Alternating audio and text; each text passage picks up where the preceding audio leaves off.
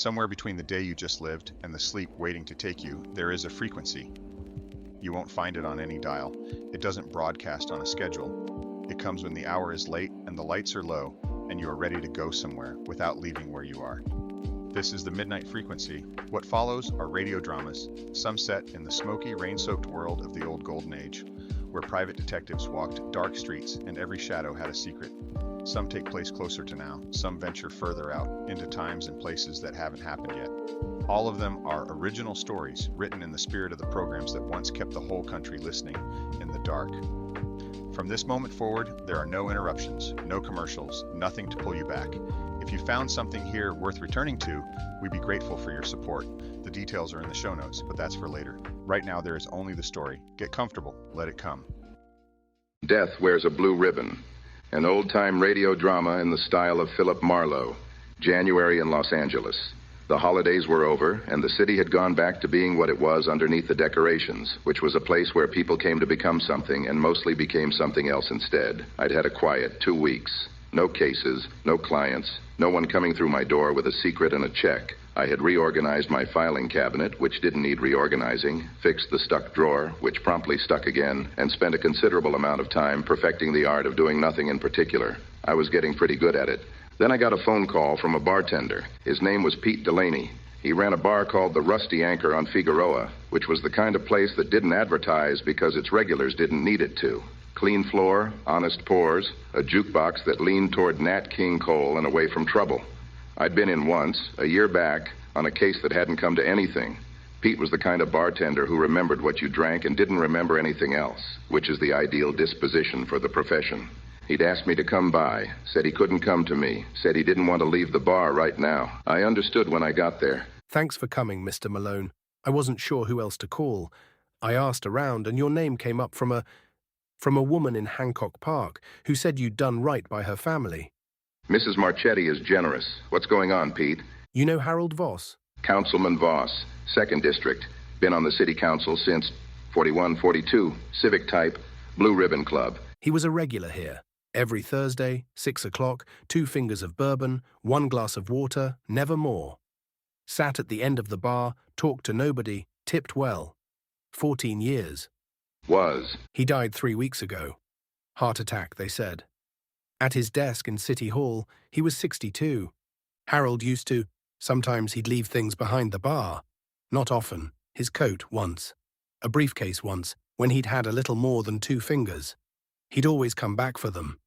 About 2 months before he died, he left an envelope, sealed. My name on the front. He said, he looked me in the eye and said, "Pete, I need this to stay here. If I come back for it myself, good. If I don't come back for it, open it." I asked him if he was all right. He said he didn't know yet. Did he come back for it? 3 weeks ago, I read his obituary in the morning paper. Heart attack at his desk. I opened the envelope. What was inside? Photographs, 8 of them, and a letter. To me, personally. The photographs were black and white, taken from some distance with a long lens, the kind of photography that required patience and a reason. They showed 6 men at a table in what looked like a private room. Wood paneling, heavy curtains, silver on the table. I recognized Harold Voss. I recognized City Comptroller Warren Fitch.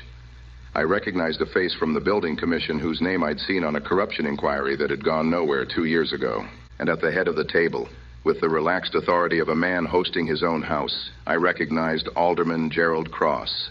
The Blue Ribbon Club, the 6th man I didn't recognize. He was turned slightly away from the camera, but there was a document on the table in front of him. And on the document, just legible in the photograph's grain, was a seal, a federal seal. What does the letter say? Pete, if you're reading this, things went the way I was afraid they might. The Blue Ribbon Club has been fixing city contracts for 11 years. What you're holding is the proof. The photographs show a meeting where federal infrastructure money was divided among the members. Warren Fitch processed the payments. Cross runs the operation. I've been part of it for 8 years, and I'm ashamed of that, and I don't have the years left to make up for it the right way. The man with his back to the camera is federal. His name is Harlan Briggs. He audits the contracts we steal from. He takes a share for looking the other way. I have a safe deposit box at First Federal on Spring Street. The key is taped inside the back cover of this envelope. Everything else is in the box. I'm leaving it to you, Pete, because you're the only man I've sat with for 14 years who never once asked me for anything. Take this to someone honest. I'm sorry I couldn't do it myself. Harold. And since you opened it? The day after I opened it, 2 men came in at closing. Clean suits, friendly, asked if Harold had left anything behind the bar. I said no. They were polite about it. Left. Yesterday, a woman came in. Harold's wife, Dorothy Voss, said Harold had left some personal documents for safekeeping, and she'd like them back for the family. Said it very nicely. She was wearing a black dress that cost more than my car. I said Harold hadn't left anything with me. You're a good liar for a bartender. I'm not a liar at all usually. That's what scared me. This morning I found my back window broken. Nothing taken. Just broken. Like a reminder that windows can be broken. Where are the photographs now? In my safe, in the back room. Leave them there tonight. Don't move them. Don't tell anyone I was here. I need to get into that safe deposit box before Cross's people figure out it exists. What are you doing tomorrow morning? Opening the bar at 10. Open it at 10. Be here. Don't go anywhere between now and then. Mr. Malone. Harold was a complicated man, and I knew it. Whatever he was involved in, I don't want anyone going to jail on his behalf who doesn't deserve it. I just want it to land on the right people. That's all anybody ever wants. I sat in my car on Figueroa and thought about Harold Voss sitting at the end of Pete's bar every Thursday for 14 years. A man doing something he was ashamed of and sitting with someone honest once a week because he needed to remember what that felt like. That was a particular kind of loneliness, and at the end, he'd tried to do the one right thing available to him, and his heart had given out before he could do it himself. I thought about the federal seal in the photograph. If Harlan Briggs was dirty and he knew a safe deposit box existed, he had resources that went considerably beyond Gerald Cross and 2 men in clean suits. I went to find Santos. Santos listened to the whole thing over bad coffee in his office at 7 in the morning, which was when Santos was at his most receptive because he hadn't yet accumulated enough of the day to be tired of it. He sat back and looked at the ceiling for a long moment after I finished.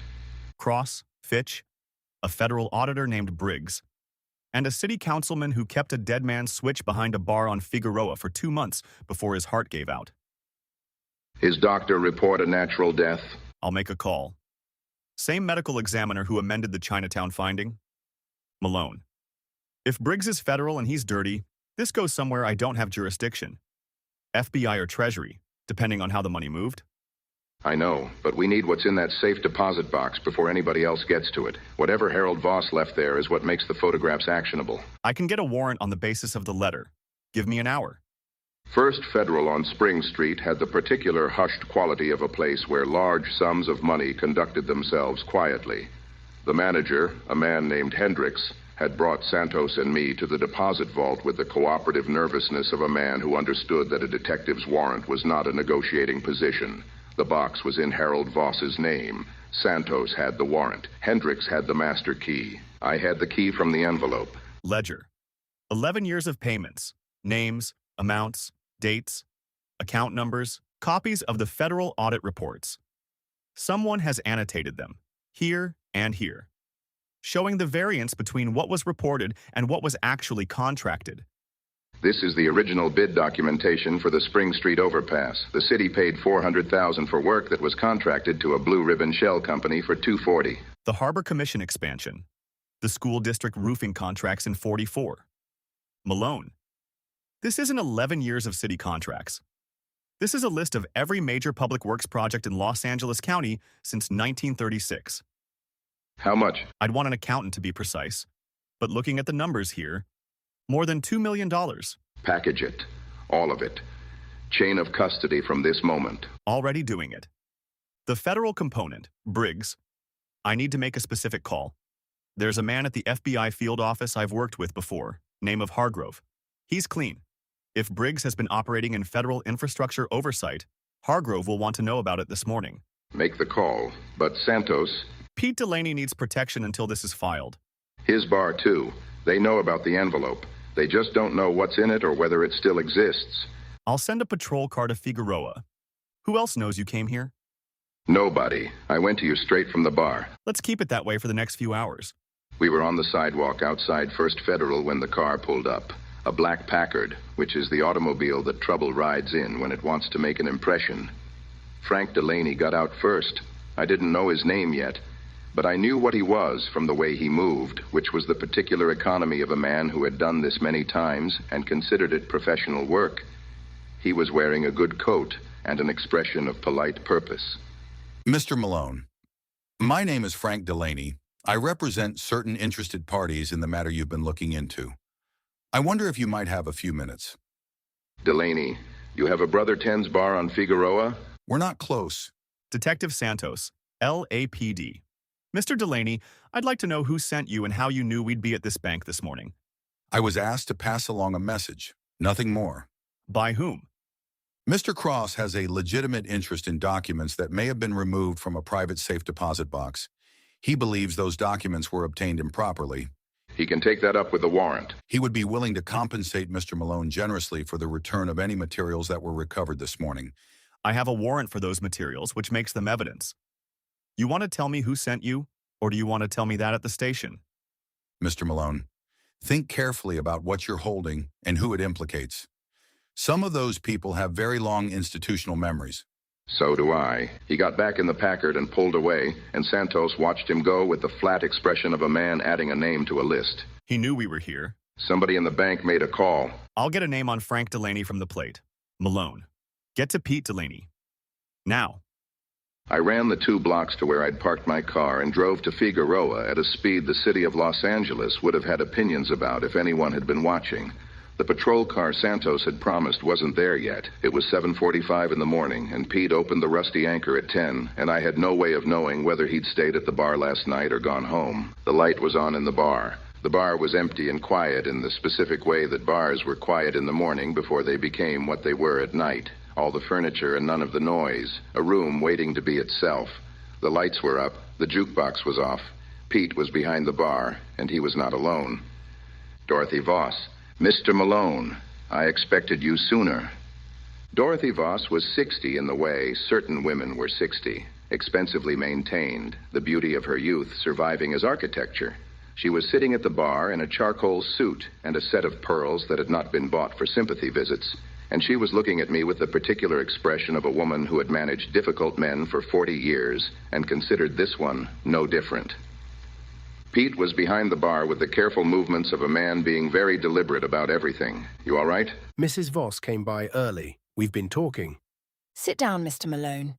I've been waiting for this conversation for 3 weeks, and I'd rather have it now.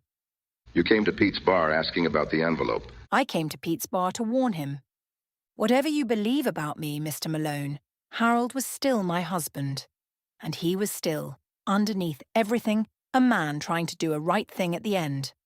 I was not going to let Gerald Cross decide how that ended.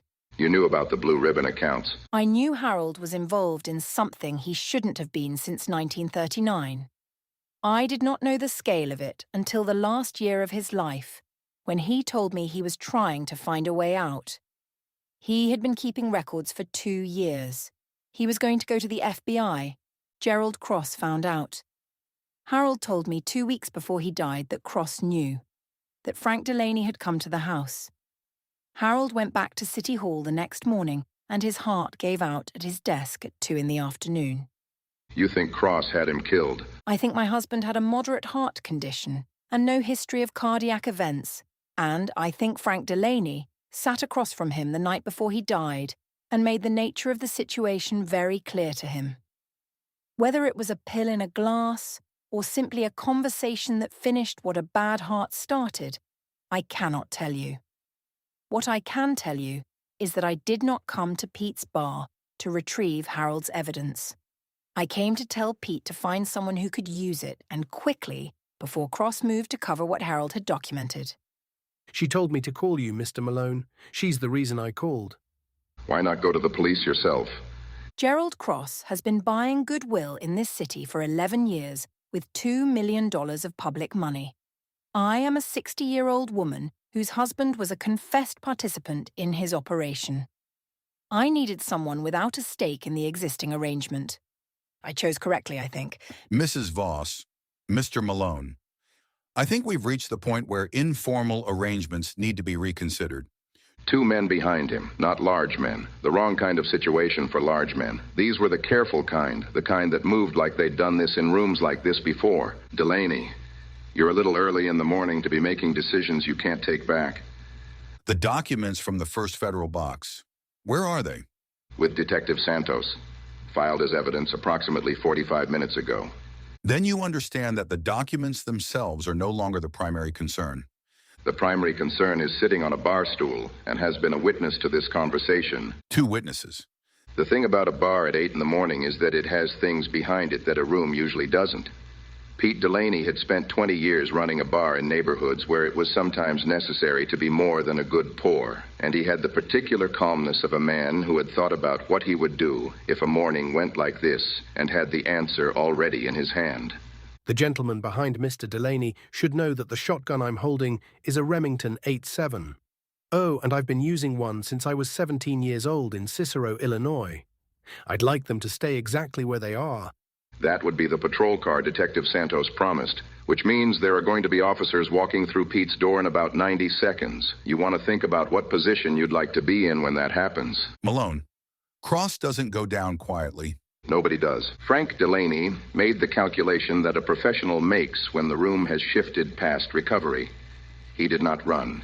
He stood very still and was cooperative with the officers and said nothing at all, which was what a man said when he was already calculating the distance between his current situation and an arrangement that suited him better. He would talk, eventually. Men like Frank Delaney always talked when the people who hired them stopped being able to protect them. Gerald Cross was arrested at City Hall at 9:15 that morning. Warren Fitch was arrested at his home in Bel Air at 9:40. Harlan Briggs, the federal auditor, was arrested by FBI Special Agent Hargrove at the federal building at 10:10, which was precise and appropriate, and exactly the kind of thing Hargrove's office would do if you gave them clean evidence in 3 hours. I came back to the Rusty Anchor that evening, which was the first time I'd been there at the hour it was meant to be visited. The place was half full and easy, the jukebox doing its work, Pete moving behind the bar, with the practiced efficiency of a man back in his natural element. He put a glass in front of me without asking, and poured 2 fingers of rye without being told, because he was the kind of bartender who remembered what you drank. Santos called. The medical examiner is looking at Harold again. He says the digitalis thing. The same way as the Chinatown case. Same examiner. He's getting good at spotting it.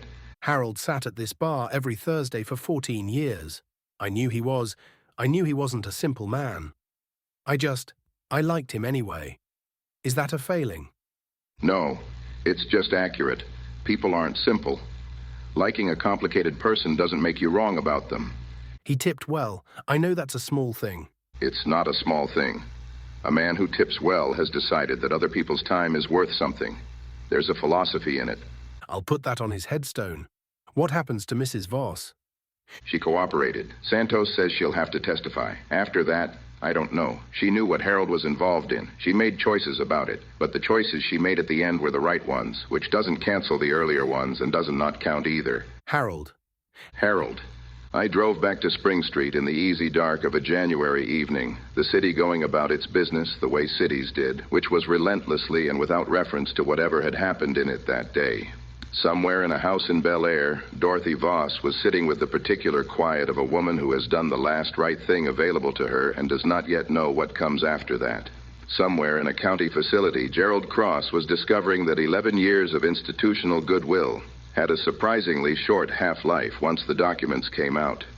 And on a bar stool at the end of the bar, in the Rusty Anchor on Figueroa, a glass sat empty where Harold Voss had sat every Thursday for 14 years, and Pete Delaney left it there until closing, because sometimes that was the only memorial available and it was enough. I parked my car. I went upstairs. I thought about men who carry things a long time and run out of time to set them down. I poured myself a drink. Outside, Los Angeles kept going. It always did. This has been The Midnight Frequency. The studio goes dark now. Sleep well.